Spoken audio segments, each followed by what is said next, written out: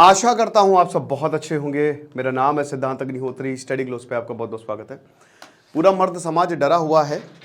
पति ने पत्नी को काट कर सोफे में, सोफे नहीं सूटकेस में पैक कर दिया। लेकिन जब आप कहानी सुनोगे ना तो आपका दिल पसीज जाएगा। वो मैंने क्राइम अफेयर्स पे कवर की है। डिस्क्रिप्शन कमेंट बॉक्स में क्राइम अफेयर्स का लिंक दिया है, तो सब्सक्राइब कर लो और इस चैनल को भी सब्सक्राइब कर लो। तो अमेरिका और भारत ने, बहुत अच्छी बात है, आप तालियां बजाएंगे क्योंकि देखिए ये ज़रूरी है, ये न्यूक्लियर डील साइन की है। देखो यार, पहली बात तो डोनाल्ड चाचा, ट्रम्प चाचा बहुत खतरनाक लेवल पे आ गए हैं सामने, और ये भारत को कोई कसर नहीं छोड़ रहे हैं कि भारत की ऐसी की तैसी करने में। आपकी भी ऐसी की तैसी नहीं होगी। 200 रुपये का मात्र ये कोर्स है, सिर्फ कल तक ये सेल है। उसके बाद परसों से क्लास शुरू हो जाएगी। ये 9 मॉड्यूल्स निखिल सर आपको बताएंगे। अगर आप शानदार थंबनेल्स अपने चैनल के लिए बनाना चाहते हो तो कोर्स को अवेल कर सकते हैं। आपको डाउनलोड करें, वेबसाइट विजिट करें। तो ट्रम्प चाचा कह रहे हैं कि ऐसा है, हम अब न्यूक्लियर रिएक्टर्स भारत में बनाएंगे।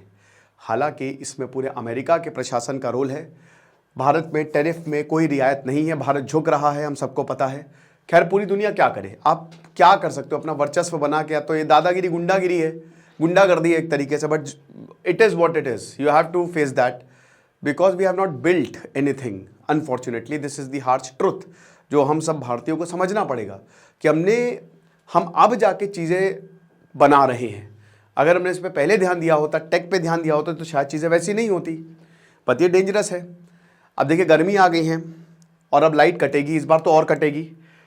अब ला नीना है, टेक्निकली तो इतनी गर्मी नहीं पड़नी चाहिए, लेकिन ऑलरेडी गर्मी शुरू हो गई है। 41 डिग्री सेल्सियस दिल्ली में टेम्परेचर। मैं ये क्यों बता रहा हूँ, मैं अभी आपको थोड़ी देर में क्लियर करता हूँ, है ना।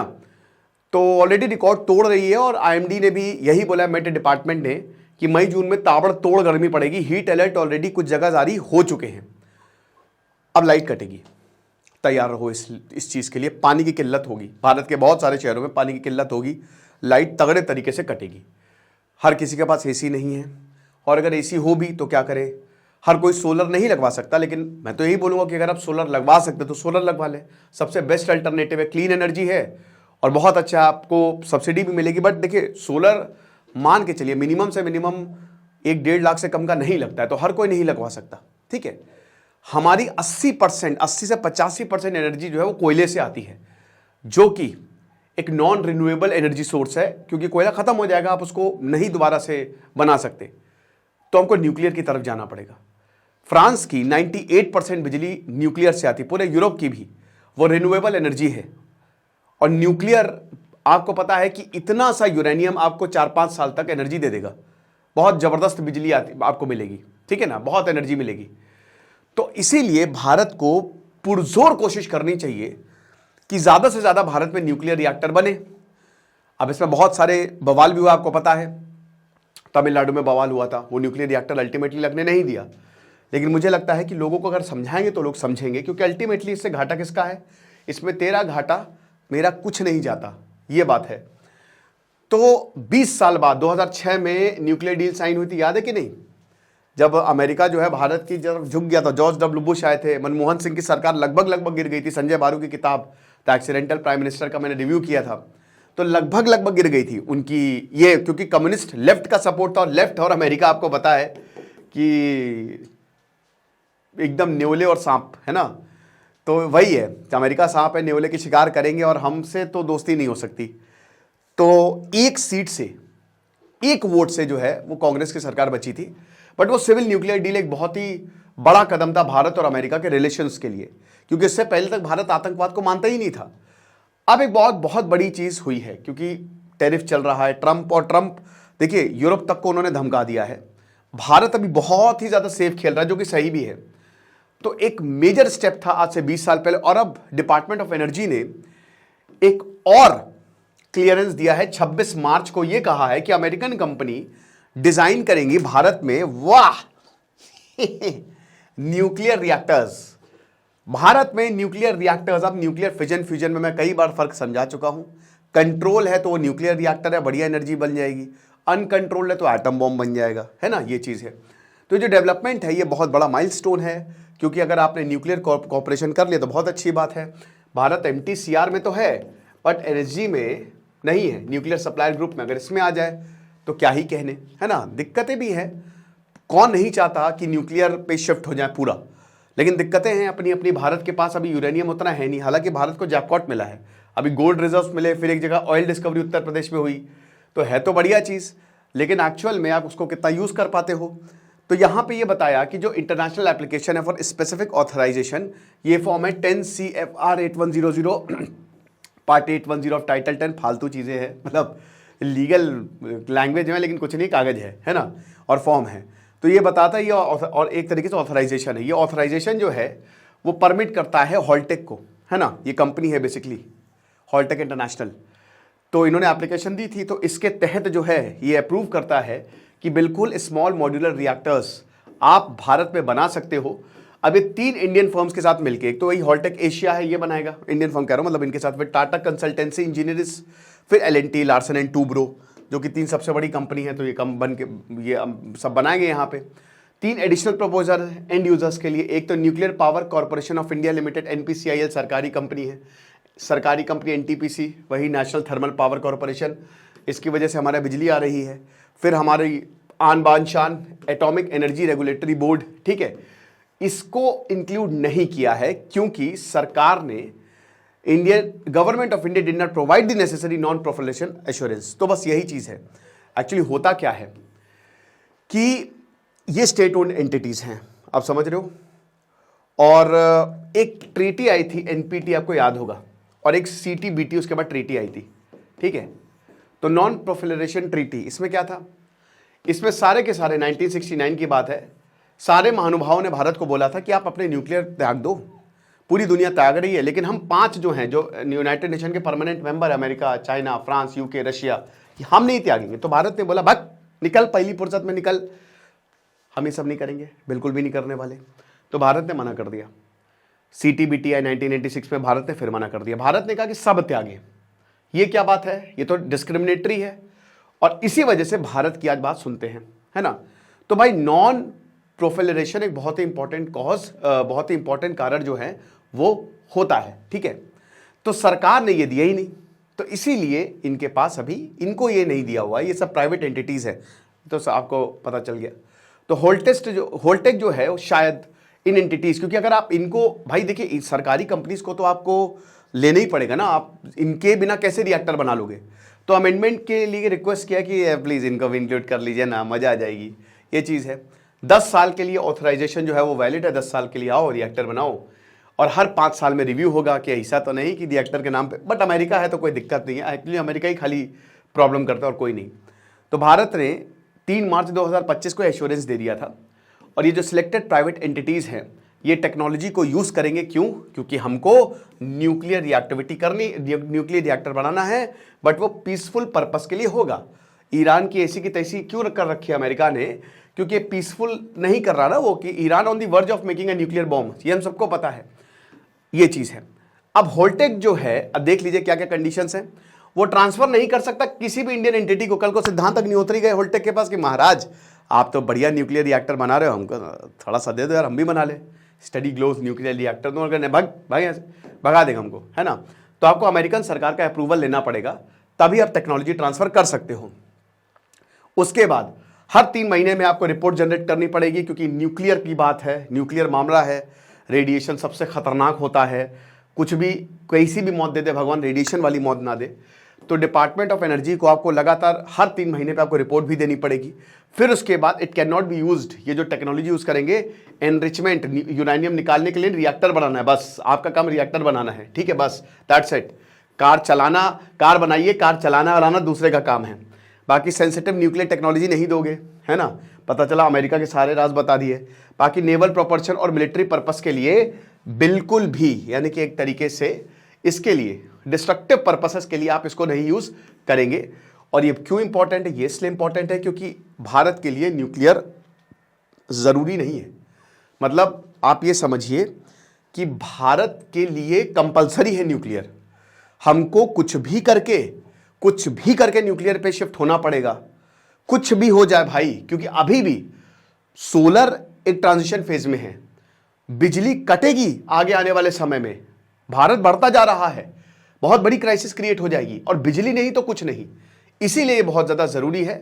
तो आप इससे पहले क्या था कि अमेरिका ने बहुत सारे रेगुलेशन लगा के रखे थे कि हम नहीं देंगे जाओ। तो ना ही कोई न्यूक्लियर इक्विपमेंट जो है भारत खरीद सकता था, ना ही बाहर बेच सकता था। न्यूक्लियर डिजाइन और मैन्युफैक्चरिंग भी भारत में नहीं हो सकती थी, ये सब पता ही था, ठीक है, पहले। लेकिन अब इन सबको जो है, जितने भी मेजर हर्डल्स थे उन सबको हटा दिया गया है। कंडीशंस मैंने आपको बताई थी, छोटी सी कंडीशन, इसमें कोई दिक्कत की बात नहीं है। तो पहली बात भारत ने साबित किया है। जब 1998 में हमने अपना टेस्ट किया पोखरण शक्ति, ऑपरेशन शक्ति, तो क्या हुआ था, तो अमेरिका गुस्सा आ गया। बिल क्लिंटन साहब बोले कि अरे ऐसे कैसे कर लिया तुम, ऐसी की तैसी कर देंगे। एक हफ्ते बाद बिल क्लिंटन ने पूरा पाकिस्तान को पैसा दे दिया, बैलेंस ऑफ पावर मेंटेन है तो तुम भी न्यूक्लियर पावर बनो। पाकिस्तान का तो न्यूक्लियर प्रोग्राम फ्लॉड है ना, हम सबको पता है, चोरी का है वो। तो अब क्या है कि यहां पे फिर भारत को बुलाया, भारत के बोला कि देखो बेटा, ठीक है, कंधे पे हाथ रखा कि चलो ठीक है तुमने न्यूक्लियर बना लिया, बट एक न्यूक्लियर पॉलिसी बनाओ, दिखाओ कि तुम एक रिस्पॉन्सिबल न्यूक्लियर नेशन। और भारत ने करके दिखाया है। नो फर्स्ट यूज सभी की ही पॉलिसी है, जितने भी न्यूक्लियर नेशन, और भारत की भी है। तो भारत ने ये दिखाया है, यार पेन क्यों दे रहा है न्यूक्लियर के नाम से, चलो छोड़ो। तो भारत ने ये दिखाया है कि यार ये बहुत ही ज्यादा जरूरी है, हम किसी के ऊपर हमला नहीं करने वाले, बल्कि कितनी बार हमको धमकियां मिलती रहती हैं, तो न्यूक्लियर हमला क्यों करेंगे, एक न्यूक्लियर हमला सब खत्म हो जाएंगे। तो इसीलिए भारत के ऊपर सबको भरोसा है। भारत रिविजनिस्ट देश नहीं है, याद रखना बेटा, भारत रिविजनिस्ट, भारत अपने बॉर्डर रिवाइज नहीं कर, अखंड भारत कभी नहीं हो सकता। ये तभी होगा जब दूसरे देश चाहेंगे। हम कभी अटैक नहीं करेंगे, क्योंकि हमारी ऑफिशियल पॉलिसी है कि हम अपने बॉर्डर को रिवाइज नहीं करेंगे, बल्कि रशिया क्या, अमेरिका क्या, आप सबको देख लो, वो अपने बॉर्डर को रिवाइज करने पे तुला हुआ है, समझ रहे हो। तो भारत के जो न्यूक्लियर रिएक्टर्स हैं 220 मेगावाट के हैं, और ये हैवी वाटर और यूरेनियम को ही यूज करते हैं, हम सबको पता है।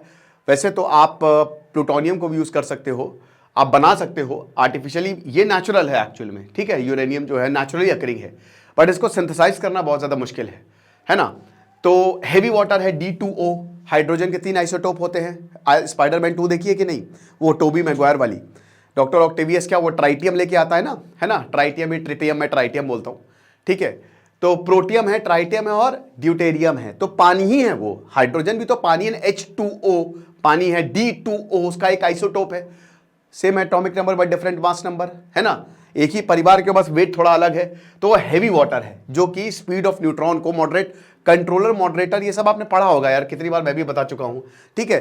तो ये सब पहले के थे, ये बहुत पहले, है ना, कि ये अब नई चीजें आ रही हैं यार, अब प्रेशराइज्ड वाटर रिएक्टर्स आ गए हैं। तो ये जो SMR टेक्नोलॉजी होल्टेक देगा, ये भारत को अपने न्यूक्लियर रिएक्टर्स को या न्यूक्लियर सेक्टर को मॉडर्नाइज करेगा। ये बहुत अच्छी बात है कि अब हम पुरानी टेक्नोलॉजी पर काम नहीं करने वाले, दुनिया आगे बढ़ चुकी है, ये हिसाब किताब।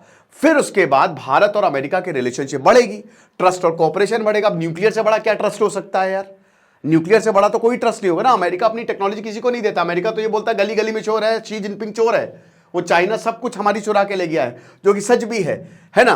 तो भारत जो है वो प्राइवेट सेक्टर कैपेबिलिटीज को एक्सेस करेगा। अब स्पेसएक्स है, वो उसकी टेक्नोलॉजी क्यों देगा वो किसी को, है ना।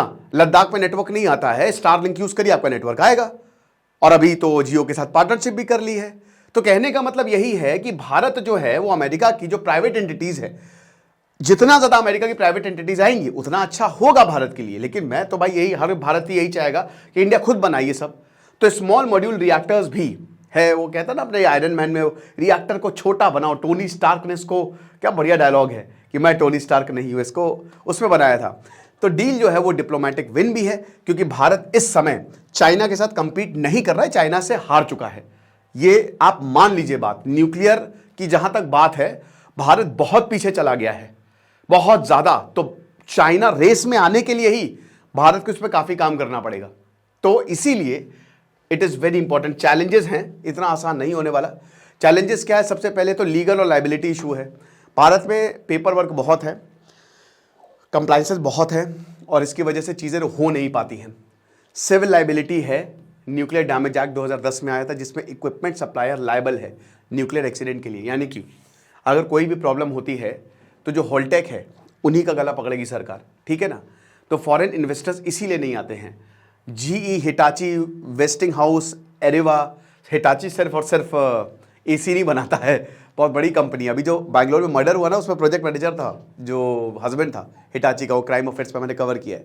तो इसीलिए ये नहीं आ रहे कि नहीं हम नहीं आएंगे, हमसे ना हो पाएगा, कि कुछ भी हो गया तो आप हमारा गला पकड़ोगे। वैसे भी आजकल आप देख ही रहे हो कि फिर एटॉमिक एनर्जी एक्ट 1962 में अमेंडमेंट हुआ, जिसमें प्राइवेट कंपनीज आ तो सकते हैं लेकिन वो रिस्ट्रिक्टेड है ना, सरकारी कंपनी ही काम करेंगे, वो बस आएंगे देखेंगे।